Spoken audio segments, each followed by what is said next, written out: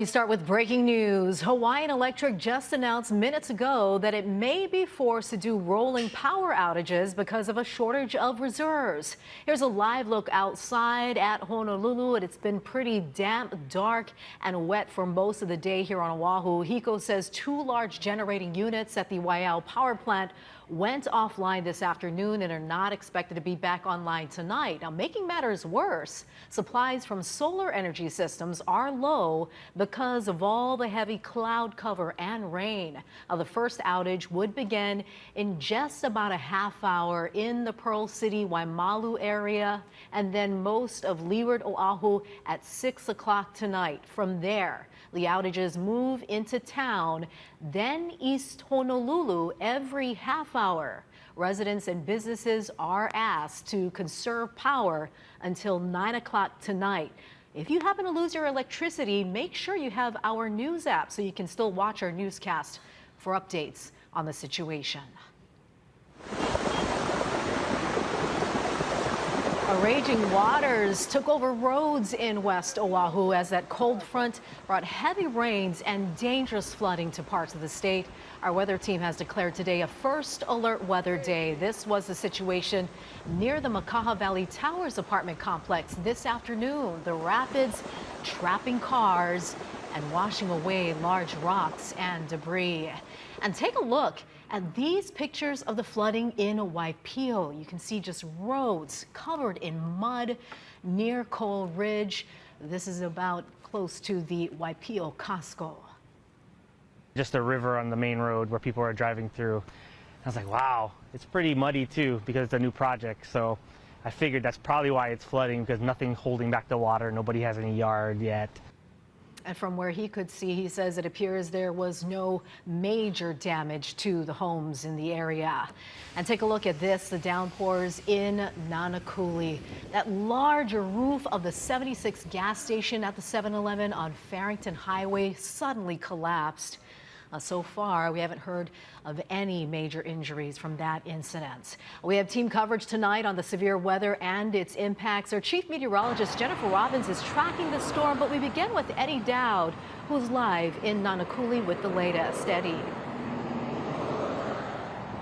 Well, Stephanie, although it's not raining right now, just 30 minutes ago we had a downpour, and that's something residents here on Oahu's west side have been seeing throughout the day. Take a look. This is where that roof collapsed here near that 7-Eleven. This is at the 76 gas station pumping station, and as you can see, ever since this morning it remains down. No telling on when they'll be able to fix this, but as you can see, it looks pretty bad, and we've seen people driving back and forth, taking pictures of it. Not something you see every day here in Nanakuli. Now, we're also seeing power outages throughout the Makaha and Waianae area. Driving through the west side, we saw traffic lights out, along with many businesses, including McDonald's, Wendy's, and 7-Eleven, including the Waianae Public Library. Now, we talked to a man who heard this roof collapse here at the 76 gas station.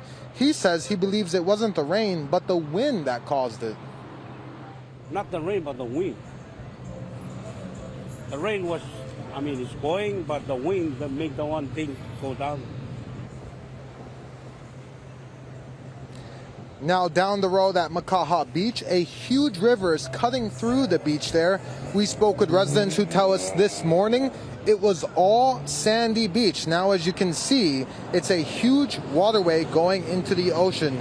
Now, in terms of the power outages here on Oahu's west side, we are still working to determine just how many people, businesses are impacted, but HECO tells us they have their crews out now working to get power restored, and we did see crews from the city along working on those power lines. We'll have more updates tonight at 6 o'clock. Reporting live on Oahu's west side, Eddie Dowd, Hawaii News Now.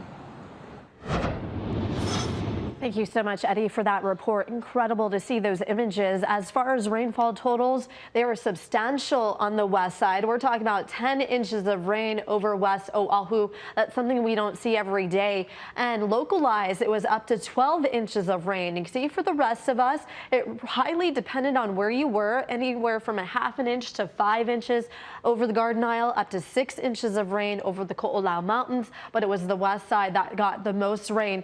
The farther east you ago, we didn't see as much rain over Maui County nor Hawaii Island. Your hour-by-hour forecast does put us in the red again. We will be seeing chances of on and off showers throughout the night, but the peak of this event has just happened with this first band of converging winds, and that's all ahead of a cold front. This is a low pressure system that's at a lower latitude, and it's running in over the jet stream.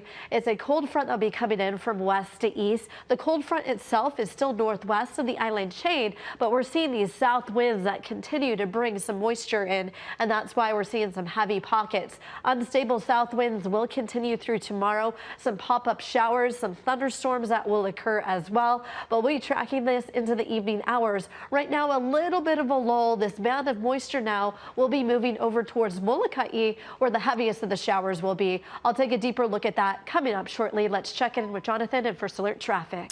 You know, and Jen, and what Eddie was talking about, when the power is out and you come across the intersection where the lights are out, you should treat it as a four-way stop. That put out to us today from HECO because there's widespread this evening. So again, if you see some traffic lights out, treat it as a four-way stop.